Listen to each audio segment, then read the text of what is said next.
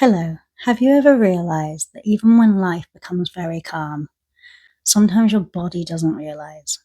You finally leave that toxic relationship, the chaos ends, your life becomes peaceful, but somehow your nervous system still keeps scanning every room, waiting for dangers around the corner. You find yourself overthinking, you're constantly exhausted, or you struggle to rest. You constantly feel like you are on edge and you don't know why. And I think the hardest part of all of it is people around you automatically think that because you're not in that situation anymore, you're automatically fine. But trauma doesn't live in your memory. Trauma lives deep in your body. In this video, I want to talk about how your body can get stuck in survival mode and why healing is less about fixing yourself and more about teaching your nervous system how to feel safe in your own body again. Because guess what? Your body learned survival mode well before it ever learned safety. And none of your responses are random. There is a reason behind them, and we're going to talk about it in more detail in this video today. Your body learnt to survive. And I think one of the hardest things, and what I find happens with a lot of trauma survivors, is they automatically think that something's wrong with them. You know, you might say things like, why am I like this? Why do I overreact to everything? Why can't I relax around people and trust them? Or why do I feel emotionally exhausted all the time? But I just want to tell you that these are responses and not flaws. These are adaptations that your body learned to keep you safe. And unfortunately, that's not needed now, but your body doesn't know that. When you grow up with stress, unpredictability, not knowing what was happening from one day to the next, your body gets used to that, and your nervous system adapts to those environments. Your body got taught that you needed to stay alert. You needed to keep everybody happy. Your body feels like it needs to always be prepared to try and avoid conflict. And most importantly, your body feels like it needed to hide its emotions. And after years of doing that, it just becomes automatic. And I'm going to say this loud and clear, but the nervous system does not listen to logic. You may know for a fact that you are now safe. That's the logical thing. But the nervous system runs on emotions and what it has been taught up until this point. And if it's only ever been taught to scan, to look out for dangers, to protect you, it's going to keep doing that. You know you're safe mentally, but your body thinks that you are unsafe and you're in danger physically. And that's why healing can become so frustrating. You might sit there and think things like, why can't I just move on? Why can't I just get over this? But I want to point out that your body is not trying to ruin your life. It's doing what it was always taught to do. It is trying to protect you using outdated information. It's like it's running an old emergency software in a world that may no longer require it. And this is how survival mode will show up in later life, in adult life. I think a lot of people don't even realize they're in survival mode because they've got so used to it that they just think it's part of their personality. Oh, I'm independent. I'm a perfectionist. Guess what? I'm an overthinker. Maybe you're emotionally numb. Or the other side of it, you become too sensitive. You become a sensitive soul. But underneath every single one of those behaviors is survival. And we're going to explain more about that now. The first up is overthinking. Overthinking is basically your nervous system trying to predict danger before it even happens. Your brain starts scanning everything. Like, what did that text mean? Did I upset somebody? What happens if it all goes wrong? This is a type of hypervigilance, and hypervigilance can make rest almost near impossible. The next one is people pleasing. Now, this is a huge trauma response, and a lot of people do it. They get scared of saying no, so will agree to everything just to keep the peace. They will avoid conflict just to keep the peace. They will go out of their way to make sure that everybody around them is happy, everybody around them is content, and usually forgetting about themselves. You might be an expert at avoiding conflict, but you're also an expert at abandoning your own needs. And eventually you stop asking yourself, what do I need? What will make me feel better? What will make me feel safe? Because at the end of the day, you've always believed that everybody else is more important than you. And that's what people pleasing it boils down to. And then there's also emotional shutdown. Now, when somebody emotionally shuts down, they become numb. They don't show any emotions. Like, not everybody can go through trauma and have big, drastic emotional outbursts. Some people just get on with it, act as if it didn't happen. They'll detach themselves from the situation, maybe make up excuses for why it might have happened. Because when the nervous system has dealt with something for so long, it eventually just shuts down. And it does that in a way to protect you, because maybe those feelings would have been too overwhelming for your nervous system to be able to handle. So instead, it just makes you numb to it. Now, I myself have been emotionally numb. I used to just think, it's all right, happens to everyone, other people have had it worse off than me. I survived, didn't I? And it took me years and years and years to get really into my healing journey before I actually ever shed a tear about it.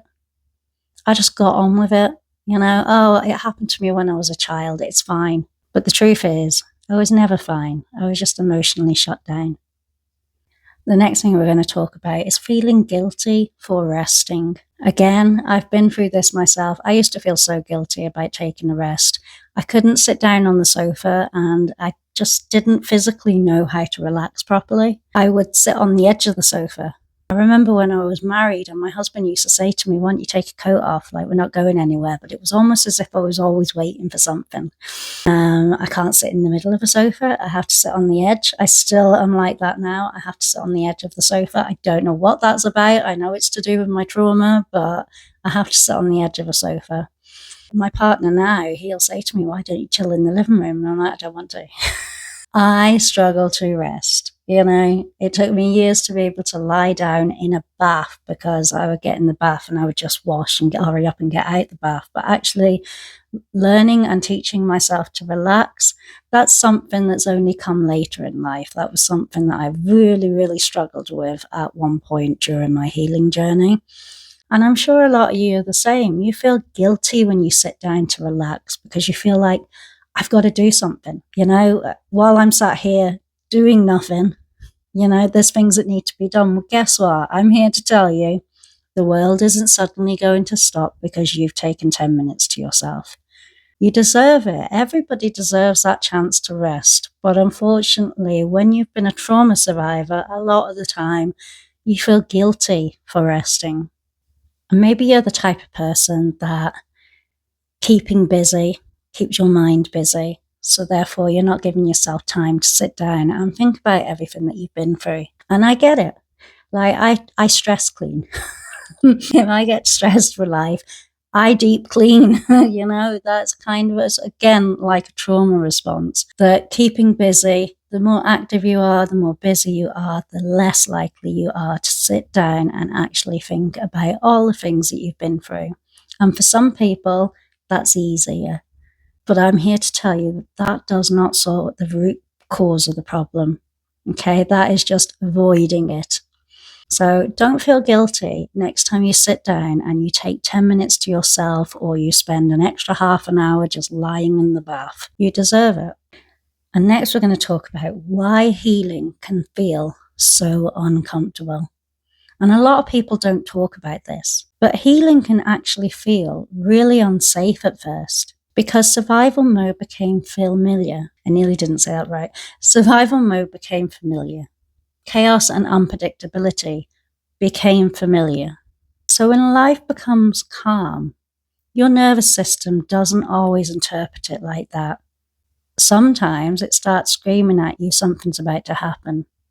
You've heard the saying, haven't you? The calm before the storm. Well, if you've been a survivor of any type of trauma, you're always going to have that in the back of your mind, the calm before the storm.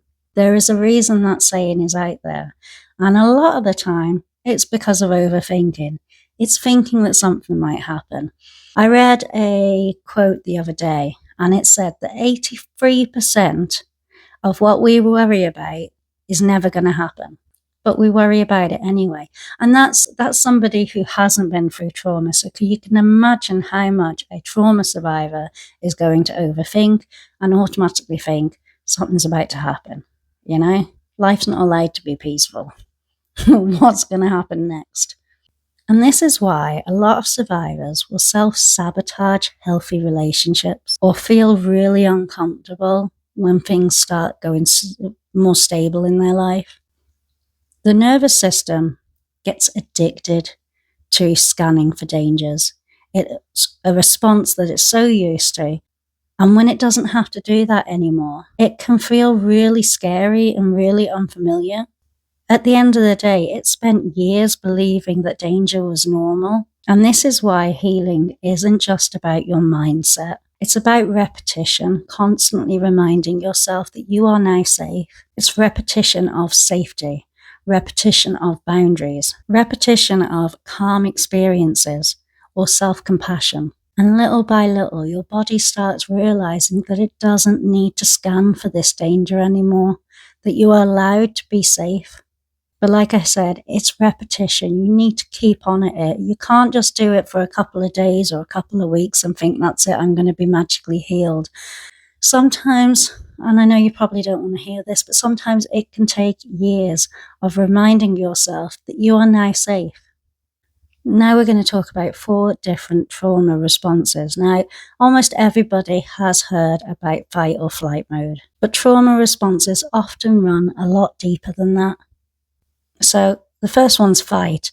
Now, fight can look like danger. It can look like defensiveness, irritability, controlling behavior. And often underneath all of that, fight is fear. When you're in fight mode, you are scared.